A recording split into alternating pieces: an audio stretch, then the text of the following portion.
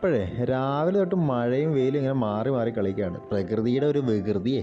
ദേ ഈ കാണുന്ന ഒരു കുളവും ആ ഒരു ക്ഷേത്രമൊക്കെ മിക്കവരും കണ്ടു കാണുന്നതാണ്. നമ്മുടെ ശ്രീകാര്യത്തുള്ള ഇളംകുളം ശിവക്ഷേത്രമാണ്.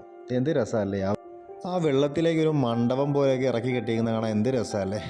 ഈ കാണുന്നത് നമ്മുടെ കേശവദാസപുരത്തിൽ നിന്ന് ആ ഒരു ദേവസ്ഥലയൻ ഇറങ്ങി ഇങ്ങ് വരുമ്പോഴത്തേക്കുള്ള കാഴ്ചയാണ്.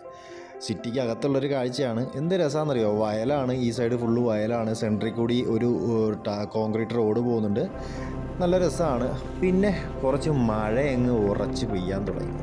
ആ മഴയത്തുള്ള യാത്ര എന്ന് പറഞ്ഞു കഴിഞ്ഞാൽ വല്ലാത്തൊരു ഫീലാണ് കേട്ടോ. അതും ചെറിയ മഴയായിരിക്കണം, വലിയ മഴയാണെങ്കിൽ പറയാൻ പറ്റില്ല കേട്ടോ. ആകെ നനഞ്ഞൊരു പരുവാവും.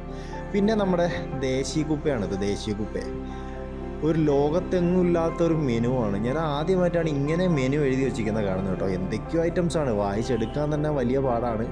ഞങ്ങൾ ഇത് കണക്കത്തെ കടകളിൽ കയറി കഴിഞ്ഞാൽ ഒരു ലൈം ജ്യൂസിൽ ഒതുക്കാണ് പതിവ് കേട്ടോ. ഇത് ഏത് തിരഞ്ഞെടുക്കണമെന്ന് തന്നെ ഡൗട്ടാണ്.